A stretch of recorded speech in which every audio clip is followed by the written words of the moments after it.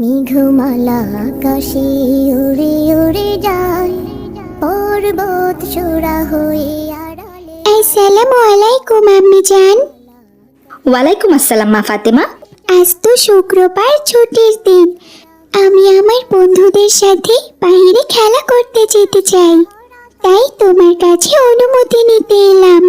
আমি কি বাইরে গিয়ে খেলা করতে পারি আম্মি জান? হ্যাঁ মা ফাতেমা, অবশ্যই যেতে পারো, তবে তোমাকে কিন্তু আসরের আজানের আগে ফিরে আসতে হবে। তোমাকে যে আসরের সালাত আদায় করতে হবে মা।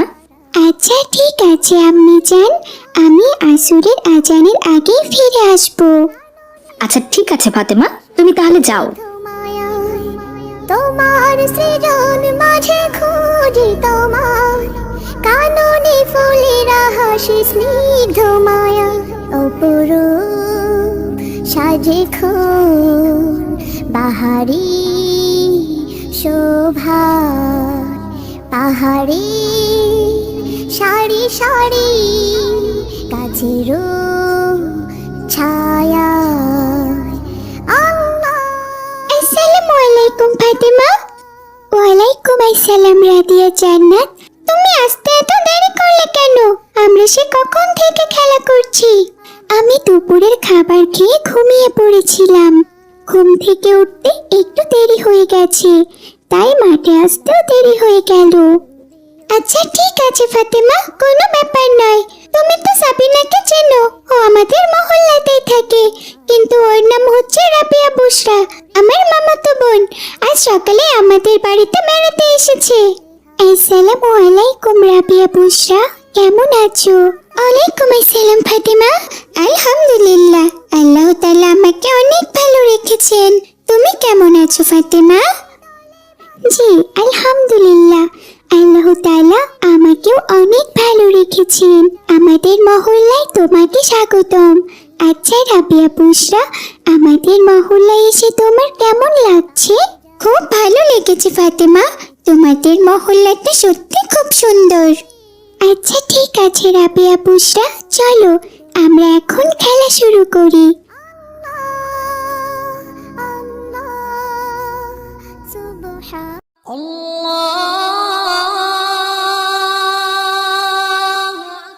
সবাই এখন খেলা বন্ধ করো, আসরের আজান হচ্ছে। বাসায় গিয়ে আমাকে সালাত আদায় করতে হবে। হ্যাঁ হ্যাঁ ফাতেমা, আমাদেরকেও বাড়িতে গিয়ে সালাত আদায় করতে হবে। এই চলো সবাই যে যার বাড়িতে চলে যাই। মেঘমালা আকাশে উড়ে উড়ে যায়, পর্বত চূড়া হয়ে আড়ালে হারায়। মেঘমালা আকাশে উড়ে উড়ে যায়, পর্বত চূড়া হয়ে আড়ালে হারায়। মেঘমালা আকাশে উড়ে উড়ে যায়, পর্বত। আসসালামু আলাইকুম ভাইয়া, তুমি স্কুলে যাচ্ছ? হ্যাঁ বোন ফাতেমা, আমি স্কুলে যাচ্ছি। তুমি কি কিছু বলবে? ভাইয়া, আমার আজ মাদ্রাসায় যেতে দেরি হয়ে গেছে।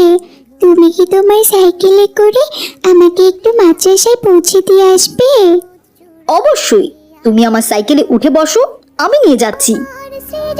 মাঝে খুঁজি তোমায়, কাননে ফুলেরা হাসি স্নিগ্ধ মায়া, তোমার সৃজন মাঝে খুঁজি তোমায়। এই হারামজাদা, রহিমপুর কলেজ থেকে তো এখানের ভাড়া 10 টাকাই।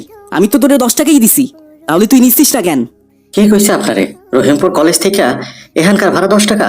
আমি তো প্রতিদিন এই রাস্তায় রিক্সা চালাই। রহিমপুর কলেজ থেকে এখানে 20 টাকা ভাড়া, আপনি আমারে 20 টাকা দেন। তোরে না আমি কইছি আমি 1 টাকাও দিতে পারবো না। তুই কি এখন 10 টাকা নিবি? নাইলে কিন্তু 1 টাকাও ভাড়া পাবি না। বাবু, আপনি এই গরিবের উপরে জুলুম করতেছেন কেন? আমি তো আমার ন্যায্য ভাড়াটাই চাইছি। কি বললি ফকিন্নির বাচ্চা? বাবু, আপনি আমার মারতেছেন কেন? আমি আমার ন্যায্য ভাড়া দিলে দিবেন, না দিলে চলে যাবেন, আমার টাকা লাগবো না। কিন্তু আপনি তো আমারে এইভাবে মারতে পারেন না। তুই সামান্য রিক্সা চালানোর টাকা দিয়া আমারে গরম দেখাস? আমি তুতু দেই তোর টাকার উপর। নে টাকা নে বলছি। পর্বত চূড়া হয়ে আড়ালে হারায়, মেঘমালা আকাশে উড়ে উড়ে যায়, পর্বত চূড়া। এই যে ভাই, আপনি এটা কি করছেন? রিক্সাওয়ালা চাচা তো ঠিক কথাই বলেছেন। রহিমপুর কলেজ থেকে তো এখানকার ভাড়া 20 টাকাই, তাহলে আপনি ওনাকে 10 টাকা দিচ্ছেন কেন? ওই দেখো, পুরন পাগল ভাত পায় না, নতুন পাগলের আমদানি। এই পুচকে, ওই রিক্সাওয়ালা কি তোর বাপ লাগে হ্যাঁ, যে এখানে দালালি করতে আসছিস? যা ভাগ এখান থেকে, যে কাজে যাচ্ছিস সেই কাজে যা। আমার কাজে একদম নাক গলাতে আসবি না, বুঝলি? নইলে এক আসার দিয়ে পেটে নাড়ি ভুড়ি বের করে দিব। বেটা সাহস তো কম না, আমার মুখের উপরে কথা বলিস? আমি আপনার কাছে নাক গলাতে আসিনি। আপনি ওই গরিব লোকটার উপর অন্যায় করছেন, তাই তার প্রতিবাদ করতে এসেছি। ওরে বাবা, কে এসেছে প্রতিবাদ করতে? কি আমার প্রতিবাদী মাস্টার? আর একটা কথা বললে সাইকেল সমেত তোদেরকে দূরে ছিটকে ফেলে দিব, বুঝছিস? এই যে ভাইয়া, আপনি এভাবে কথা বলছেন কেন? আমার ভাইয়া তো ঠিক কথাই বলছে। আপনি ওই রিক্সাওয়ালা চাচার সাথে অন্যায় করেছেন। দিন, আপনি ওই রিক্সাওয়ালা চাচার পাওনা টাকাটা ওনাকে দিয়ে দিন। ওই দেখো, পুরন পাগলে ভাত পায় না, নতুন পাগলের আমদানি। হ্যাঁ, এতক্ষণ একজনের প্রতিবাদের জ্বালায় বাঁচতাছি না, এখন আরেকজন শুরু করছে। এই, তোরা কি এখন দুই ভাই বোন থামবি, নাকি সত্যি সত্যি মেরে তোদের এখান থেকে তাড়ায় দিমু? না না, আমরা এখান থেকে কিছুতেই যাব না। আপনি আগে ওই গরিব রিক্সাওয়ালা চাচার টাকাটা দিয়ে দিন। বুঝছি, সোজা আঙ্গুলে ঘি উঠবো না, আঙ্গুল দেখতাছি ত্যারাক করতেই হইব। ফিরে আসি ধরা তলে বৃষ্টি কায়ায় ধুয়ে যায়। যা, এখন ঠিক হইছে তো? এবার সাইকেলটা গ্যারেজে নিয়া ঠিক করগা। আমি চললাম। পর্বত চূড়া হয়ে আড়ালে হারায়, তোমার সৃজন মাঝে খুঁজি তোমায়, কাননে ফুলেরা। এ কি বাবা, এটা তোমরা কি করলা? আমার মতো সামান্য একজন গরিব রিক্সাওয়ালা লিগা প্রতিবাদ করলা? তোমার সাইকেলটা যে এখন ভাঙ্গা ফেললো। চাচা যান, ও কিছু নয়, অন্যায়ের প্রতিবাদ করা উচিত। তা না হলে অন্যায়কারীরা আরো বেশি অন্যায় করার সাহস পেয়ে যাবে। হাদিসে আছে, যে করে আর যে অন্যায়কে প্রশ্রয় দেয় উভয়ই সমান অপরাধী। আমাদের মহানবী হযরত মুহাম্মদ সাল্লাল্লাহু আলাইহি সাল্লাম বলেছেন, তোমার সামনে যদি কেউ অন্যায় করে তাহলে মুখ দিয়ে নিষেধ করতে হবে। নিষেধ যদি না শুনে তাহলে শক্তি প্রয়োগ করতে হবে। আর যদি শরীরে শক্তি না থাকে তাহলে মনে মনে ঘৃণা করতে হবে। তবু অন্যায়কে প্রশ্রয় দেওয়া যাবে না। এই নিন চাচা 20 টাকা, আমি ওনার হয়ে আপনাকে 20 টাকা দিচ্ছি। না না না বাবা, টাকা লাগবো না। তোমরা আমার হয়ে প্রতিবাদ করছো, এতে আমি অনেক খুশি হয়েছি। আমি সাইকেলটা তুইলা দিতেছি বাবা। তোমরা মনে হয় স্কুলে যাইতেছিলে তাই না? যাও যাও, স্কুলে যাও। পর্বত চূড়া হয়ে আড়ালে হারায়, মেঘমালা আকাশে উড়ে উড়ে যায়। পর্বত চূড়া হয়ে আড়ালে হারায়, লতারা হে আল্লাহ, এই গরিবের হালাল টাকা যে মাইরা খাইলো, তুমি তার বিচার কইরো। আর এই ছোট্ট পোলা মাইয়া দুইটারে হেফাজত করো। ওরা খুব ভালো আল্লাহ, ওরা খুব ভালো। দলে বাতাসের বাই, বিহনের নদী জল সুর তুলে যায়। মেঘমালা আকাশে উড়ে উড়ে যায়, পর্বত চূড়া হয়ে আড়ালে হারায়। মেঘমালা। আসসালামু আলাইকুম স্যার। ওয়ালাইকুম আসসালাম আব্দুর রাজ্জাক। আমি তোমাকে একটি বিশেষ কাজের জন্য ডেকেছি। কি সেই কাজ বলুন স্যার, সম্ভব হলে আমি অবশ্যই করব। আমার বন্ধু আব্দুল কাদেরের পরিবার দুবাইতে থাকেন। তার বৃদ্ধ মা শুধু গ্রামের বাড়িতে থাকেন। গ্রামটির নাম হচ্ছে শিমুলতলি। আব্দুল কাদের দুবাই থেকে তার মায়ের নামে একটি পার্সেল পাঠিয়ে, পার্সেলটা আমার ঠিকানাতেই এসেছে। বন্ধু আমার বারবার বলেছে আমি যেন পার্সেলটা নিজে গিয়ে ওর মায়ের হাতে পৌঁছে দিয়ে আসি, কিন্তু অফিসের কাজে ব্যস্ত থাকায় আমি যেতে পারছি না। ও, বুঝেছি স্যার, পার্সেলটা আমাকে পৌঁছে দিতে হবে তাই তো? হ্যাঁ আব্দুর রাজ্জাক, এটাই আমি বলতে চেয়েছিলাম। তোমার থেকে বিশ্বস্ত ওই অফিসে আর কেউ নেই, তাই আমি তোমাকেই পার্সেলটা দিতে চাচ্ছি। দয়া করে এই পার্সেলটা তুমি যদি পৌঁছে দিতে তাহলে বড় উপকার হতো আমার। আচ্ছা আচ্ছা, ঠিক আছে স্যার, এভাবে বলছেন কেন? আপনি হুকুম করেছেন আর আমি সেই কাজ করব না? আমি আমার সৎ ও নিষ্ঠার সাথে অবশ্যই পার্সেলটা পৌঁছে দেওয়ার চেষ্টা করব। আপনি শুধু আমার জন্য একটু দোয়া করবেন, আমি যেন সহি সালামতে পার্সেলটি পৌঁছে দিয়ে ফিরে আসতে পারি। ফি আমানিল্লাহ আব্দুর রাজ্জাক, তাহলে আর দেরি করো না, এখনই বেরিয়ে পড়ো।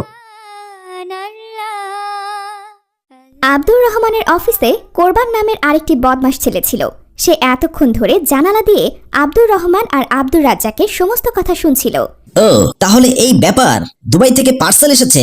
নিশ্চয়ই এই পার্সেলে সোনা দানা হিরে জহর দামি দামি জিনিসপত্র আছে। যে করেই হোক আব্দুর রাজ্জাকের কাছ থেকে এই পার্সেলটা আমাকে নিতেই হবে। উড়ে যায় পর্বত চূড়া হয়ে আড়ালে হারায় লতার হেলে দোলে বাতাসের বাই।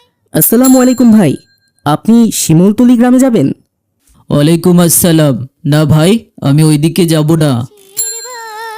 বৃহনের নদী জল সুর তুলে যায় পাশে বন রিমি ঝিমি। এই যে ভাই, আসসালামু আলাইকুম, আপনি কি শিমুলতলি গ্রামে যাবেন? না না, আমিও শিমুলতলি গ্রামে যাব না। আরে, কেউ তো যেতে চাইছে না, এখন কি করি? এই যে ভাই শুনুন, শিমুলতলি গ্রাম এখান থেকে বেশি দূরে না, আপনি হেঁটেই যেতে পারবেন। এই রাস্তা দিয়ে কয়েক কিলোমিটার গেলেই আপনি শিমুলতলি গ্রামে পৌঁছে যাবেন। ধন্যবাদ ভাই। আল্লাহ আল্লাহ। এই বলে আব্দুর রাজ্জাক শিমুলতলি গ্রামে যাওয়ার জন্য রওনা দিল। মেঘমালা আকাশে উড়ে উড়ে। আরে ভাই কোরবান, তুমি এখানে? আজ তুমি অফিসে যাওনি? না ভাই আব্দুর রাজ্জাক, তুমি জানো না আজ আমি অফিস ছুটি নিয়েছি। এই সামনের শিমুলতলি গ্রামে আমার বোনের বাড়ি। আমার বোন খুব অসুস্থ, তাকে দেখতে আমি আমার বোনের বাড়ি গিয়েছিলাম। তা তুমি কোথায় যাচ্ছ ভাই? ভাই কোরবান, এই যে পার্সেলটা দেখতে পাচ্ছ, এই পার্সেলটা আব্দুর রহমান স্যারের বন্ধু আব্দুল কাদের সাহেব দুবাই থেকে তার মায়ের নামে পাঠিয়েছেন। তুমি তো জানোই স্যার অফিসের কাজে খুব ব্যস্ত আছেন, তাই স্যার আমাকে দিয়ে পার্সেলটা পাঠালেন ওনার মায়ের কাছে পৌঁছে দিতে। ও, তা তুমি ওনাদের বাড়ির ঠিকানা জানো? না ভাই কোরবান, আমি ওনাদের বাড়ি চিনি না, তবে জিজ্ঞাসা করতে করতে যেতে পারবো। আরে ভাই আব্দুর রাজ্জাক, আমি থাকতে তোমাকে কষ্ট করে খুঁজে খুঁজে ওনাদের বাড়ি যেতে হবে? আমি ওনাদের বাড়ি চিনি, আমার বোনের বাড়ির পাশেই ওনাদের বাড়ি। চলো ভাই আব্দুর রাজ্জাক, আমি তোমাকে পৌঁছে দেই। আরে না কোরবান ভাই, তুমি আবার কষ্ট করে কেন যাবে? আমি একাই যেতে পারবো। আরে কি যে বলো না ভাই, আমরা তো একই অফিসে চাকরি করি, তুমি এত কষ্ট করে যাবে এটা আমার ভালো লাগছে না। আরে চলো তো ভাই, কোনো সমস্যা নেই। ঠিক আছে ভাই কোরবান, তোমার যদি কোনো সমস্যা না হয় তাহলে চলো। আকাশে উড়ে উড়ে যায় পর্বত চূড়া হয়ে আড়ালে হারায় মেঘমালা আকাশে উড়ে উড়ে যায়। ভাই আব্দুর রাজ্জাক, এই পথ দিয়ে গেলে আমাদের অনেক সময় লেগে যাবে। আমি একটা শর্টকাট রাস্তা জানি, ওই রাস্তা দিয়ে গেলে আমরা খুব দ্রুতই পৌঁছে যাব। ভাই কোরবান, তুমি সত্যি শর্টকাট রাস্তা জানো তো? ওই রাস্তা দিয়ে গেলে কোনো বিপদে পড়বো না তো? আরে না না ভাই, কোনো বিপদে পড়বো না, তুমি চলো না আমার সাথে, কোনো সমস্যা হবে না। তুমি ঠিক বলছো তো? ভাই কোরবান, আমার কেন জানি মনে হচ্ছে এই রাস্তাটা দিয়ে যাওয়াই ভালো হবে। ভাই আব্দুর রাজ্জাক, এই গ্রামে আমি আমার বোনের বিয়ে দিয়েছি, তাই কোনটা শর্টকাট রাস্তা সেটা আমি খুব ভালো করেই জানি। আল্লাহ আল্লাহ সুবহানাল্লাহ আল্লাহ আল্লাহ সুবহান। হে কি ভাই কোরবান, সামনে তো দেখছি একটা ভয়ঙ্কর জঙ্গল। এ তুমি আমাকে কোথায় নিয়ে আসলে কোরবান? ভাই আব্দুর রাজ্জাক, তুমি এত চিন্তা করো না তো, এই জঙ্গলটা পার হলেই ওনাদের বাড়ি, চলো আমার সাথে। ভাই কোরবান, হে তুমি আমাকে কোথায় নিয়ে এলে? এখানে তো আর কোনো রাস্তা দেখতে পাচ্ছি না, মনে তো হচ্ছে রাস্তা এখানেই শেষ। তুই কি ভেবেছিস আব্দুর রাজ্জাক, আমি তোকে ওই বুড়ির বাড়ির পথ দেখাতে নিয়ে এসেছি? তুই আর আব্দুর রহমান স্যার যখন এ পার্সেলের ব্যাপারে কথা বলেছিলি তখন আমি সব শুনে নিয়েছিলাম। দুবাই থেকে পার্সেল এসেছে, নিশ্চয়ই এই পার্সেলে অনেক দামি দামি সোনা গহনা হিরে জহরত আছে। এই পার্সেলটা নিতেই আমি তোকে এ জঙ্গলের মধ্যে নিয়ে এসেছি। হে তুমি কি বলছো ভাই কোরবান? আমি কিন্তু আব্দুর রহমান স্যারকে গিয়ে সব বলে দিব। এই সামান্য একটা পার্সেলের লোভ তুমি সামলাতে পারছো না। তুই ফিরে গেলে তো বলবি আমি তোকে এখন এখানে মেরে এই পার্সেলটা নিয়ে চলে যাব। এই চাকু দেখেছিস? ভাই কোরবান, তুমি আমাকে মেরো না, তুমি এই পার্সেল নিয়ে যাও, তবু আমাকে মেরো না ভাই, বাড়িতে যে আমার বউ বাচ্চা আছে, আমি মরে গেলে ওরা যে এতিম হয়ে যাবে। তুই কি করে ভাবলি আমি তোকে না মেরে এখান থেকে পার্সেল নিয়ে চলে যাব? তুই গিয়ে যখন স্যারদেরকে সব বলে দিবি তখন তো আমাকে জেলে যেতে হবে। আমি অত কাঁচা কাজ করি না, বুঝলি? তোকে মেরেই তবে আমি পার্সেল নিয়ে এখান থেকে যাব, তার আগে নই। আব্দুর রাজ্জাক বুঝে গেল তার আজ মরণ নিশ্চিত, তাই সে কোরবানকে বলল, ভাই কোরবান, আমি সারা জীবন অনেক পাপ কাজ করেছি, তাই মরার আগে আল্লাহর কাছে একটু দোয়া করে মরতে চাই ভাই। তুমি দয়া করে আমাকে একটু আল্লাহর কাছে দোয়া করার সময়টুকু দাও। এই ব্যাপার, আচ্ছা ঠিক আছে, পরপর দোয়া পড়লেই তো আর আল্লাহ তোকে রক্ষা করতে আসবে না। ঠিক আছে ঠিক আছে, যত খুশি পড়, দোয়া পড়। আল্লাহুম্মা আমিন। হে মাবুদ, আমার জানা মতে আমি প্রকাশ্যে কোনো পাপ করিনি, সবার আমানত আমি রক্ষা করেছি, কিন্তু আজ মনে হচ্ছে আমানতের খেয়ানত করতে হবে। আমি মনে হয় ওই বৃদ্ধ মায়ের পার্সেলটা পৌঁছে দিতে পারবো না। সারা জীবনের জন্য আমার গায়ে কলঙ্কের দাগ লেগে যাবে। সবাই ভেবে নেবে পার্সেলটা আমি চুরি করেছি, কিন্তু আমি যে পাপ করলামই না, সেই পাপের অংশীদার আমি কেন হব? তাই তোমার কাছে একটাই মিনতি করছি, দয়া করে তুমি এই পার্সেলটি ওই বৃদ্ধ মায়ের কাছে পৌঁছে দেওয়ার ব্যবস্থা করো। আমিন বিরাহমাতিকা ইয়া আরহামার রাহিমিন। কিরে, খুব লম্বা দোয়া পড়লি মনে হচ্ছে। আচ্ছা ঠিক আছে, আমার হাতে আর সময় নেই, তাড়াতাড়ি মরার জন্য প্রস্তুত হ। এই বলে কোরবান যেই না আব্দুর রহমানের পেটে সে ধারালো চাকুটা ঢুকিয়ে দিতে গেল, অমনি এক সাপ এসে কোরবানের পায়ে ছোবল মেরে দেয়, আর সাথে সাথে কোরবান সাপের কামড়ে অজ্ঞান হয়ে মাটিতে পড়ে যায়, আর বিষের প্রভাবে সেখানেই মৃত্যুবরণ করে। হায় হায়, এ কি হয়ে গেল? এই সাপটা আবার কোত্থেকে চলে এলো? এ আবার আমাকে কামড় দিবে না তো? না ভাই, আমি আপনাকে সবল মারার জন্য আসিনি। আপনি সত্যিকারের একজন ইমানদার বান্দা। আল্লাহ তাআলা তার ইমানদার বান্দাগণকে নিজ হাতে রক্ষা করেন। আল্লাহ তাআলাই আপনার সাহায্যের জন্য আমাকে পাঠিয়েছেন। আপনার কোনো ভয় নেই ভাই, যান আপনি সহি সালামতে পার্সেলটা বুড়িমাকে দিয়ে আসুন। লতার হেলে দোলে বাতাসের বাই, বৃহনের নদী জল জোরে তুলে যায়। লতার হেলে দোলে বাতাসের বাই, বৃহনের নদী জল জোরে তুলে যায়। এরপর রাজ্জাক সেই পার্সেলটা বৃদ্ধ বুড়িমাকে দিয়ে তার অফিসে ফিরে যায়। নূপুর বাজায় তিল তিল ছোট ঠিক। আসসালামু আলাইকুম স্যার, আপনি যেমনভাবে বলেছিলেন আমি ঠিক সেভাবেই পার্সেলটা পৌঁছে দিয়ে এসেছি। ধন্যবাদ আব্দুল রাজ্জাক, তুমি সত্যি অনেক ভালো মনের মানুষ। সারা জীবন এমনই থেকো, নিশ্চয়ই আল্লাহ তোমাকে উত্তম প্রতিদান দান করবেন। রহিমপুর গ্রামে রেহান নামের এক যুবক ছেলে বাস করত। রেহান সারাদিন তার খারাপ বন্ধুদের সাথে ঘুরে বেড়াতো, সিগারেট খেত, জুয়া খেলতো, আর রাস্তার ধারে দাঁড়িয়ে মেয়েদেরকে ইফটিজিং করত। রেহান ছিল আব্দুর রহমানের দুঃসম্পর্কের ভাগ্নে। আজ রেহানের মা আব্দুর রহমানের বাড়িতে আসে। আমার মনের ঘরেতে রেখেছি যারে। আসসালামু আলাইকুম ভাবি, কেমন আছেন? ওয়ালাইকুম আসসালাম বোন মরিয়ম। আলহামদুলিল্লাহ, আল্লাহ তাআলা অনেক ভালো রেখেছেন। তুমি কেমন আছো বোন? ভালো নেই আয়শা ভাবি, আমি খুবই ঝামেলার মধ্যে দিন পার করছি। কি বলছো বোন মরিয়ম? কি সমস্যা হয়েছে তোমার? ভাইজান কি বাড়িতে আছেন? হ্যাঁ হ্যাঁ বোন মরিয়ম, উনি তো ঘরেই আছেন। এসো বোন মরিয়ম, ভেতরে এসো।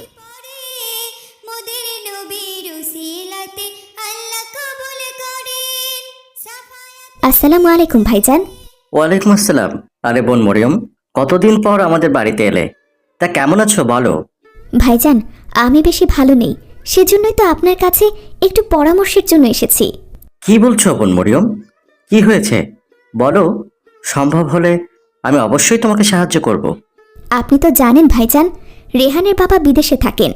আমার ছেলেটা খুবই ভালো ছিল, পড়াশোনাতেও অনেক মেধাবী, কিন্তু কলেজে ওঠার পর খারাপ কিছু বন্ধুর সঙ্গ পেয়ে ছেলেটা আমার একদম বিগড়ে গেছে। আমার কথা একদমই শুনতে চায় না। দিনরাত দুষ্টু বন্ধুদের সাথে আড্ডা দেয়। রোজ মহল্লার পাড়া প্রতিবেশীরা এসে আমাকে ওর নামে নালিশ দিয়ে যায়। শুনলাম রাস্তায় দাঁড়িয়ে নাকি যুবতী মেয়েদের ইফটিজিং করে, সিগারেট খায়, জুয়াও খেলে। ছেলেটাকে নিয়ে খুবই বিপদে আছি ভাইজান। আপনি যদি আমার ছেলেটাকে একটু বুঝিয়ে বলতেন তাহলে আমার খুব উপকার হতো। আমি তো এটা জানতাম না। আচ্ছা ঠিক আছে, আমি তোমার ছেলে রেহানের সঙ্গে দেখা করব। আমি রেহানকে বুঝিয়ে বলবো। আয়েশা, তুমি দাঁড়িয়ে আছো কেন? বোন মরিয়মকে নাস্তা দাও। না না ভাইজান, নাস্তা লাগবে না, আমাকে এখন বাড়ি যেতে হবে। আমার মেয়ে সাবিনা আবার বাড়িতে একাই আছে, আরেকদিন এসে নাস্তা করব। তাহলে আমি এখন আসি ভাইজান, আসসালামু আলাইকুম। ওয়ালাইকুম আসসালাম। দু জাহানের বাদশা নবী কামলিওয়ালা রে, দু জাহান। আরে মামা, মেয়েটা তো হ্যাপি দেখতে। আসতে দে একবার এদিকে। দেখ কি করি। আমার মায়ার নবী রে, আমার দয়াল নবী। কি ব্যাপার মামুনি, এত তারা কিসের? কোথায় যাচ্ছ? হ্যাঁ, মহল্লার ভাইদেরও একটু সময় দিয়ে যাও না।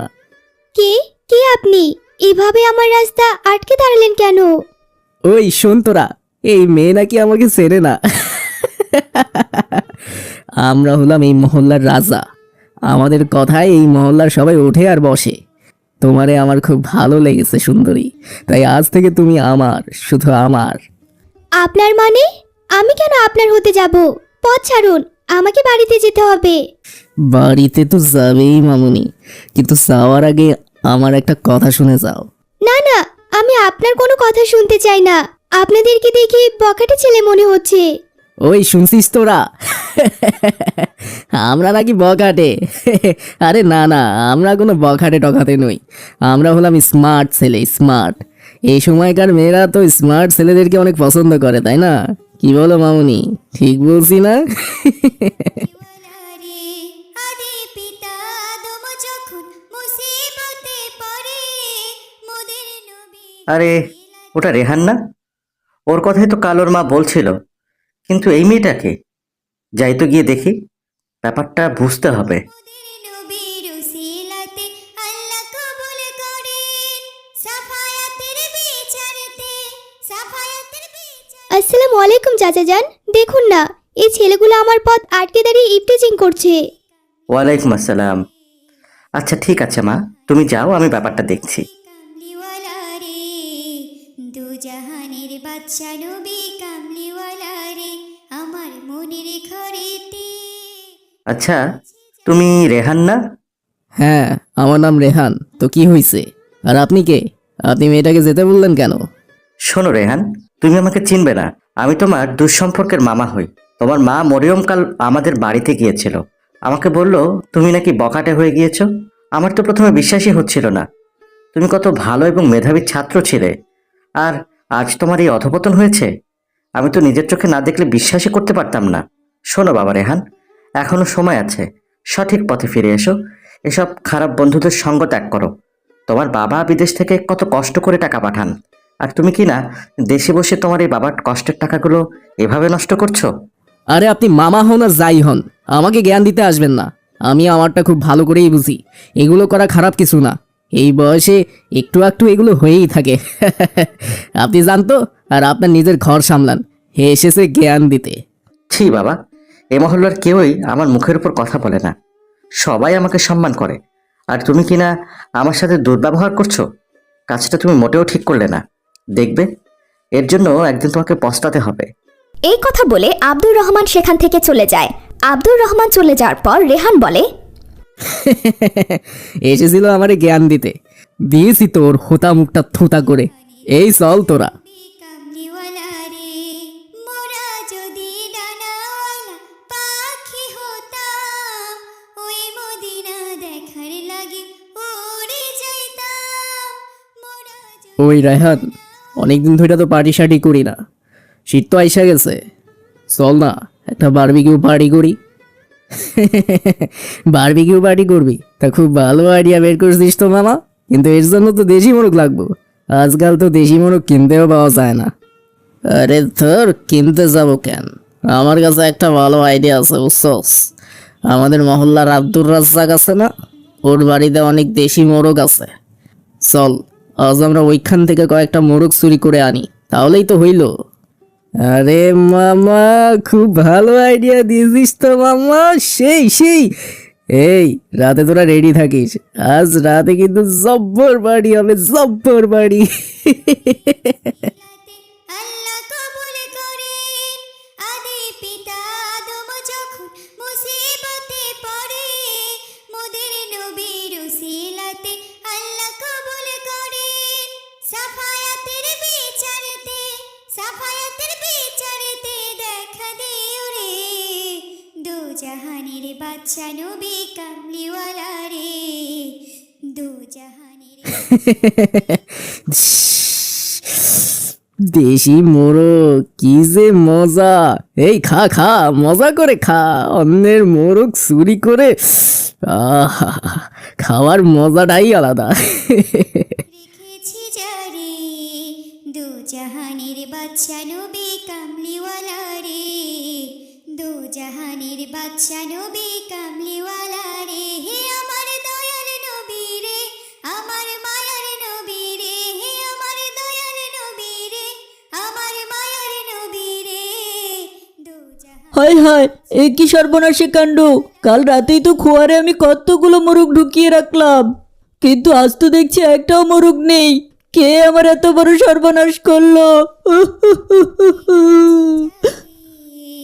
দু জাহানের বাদশা নবী কামলিওয়ালা রে, দু জাহানের বাদশা নবী কামলিওয়ালা রে, আমার মনের ঘরেতে।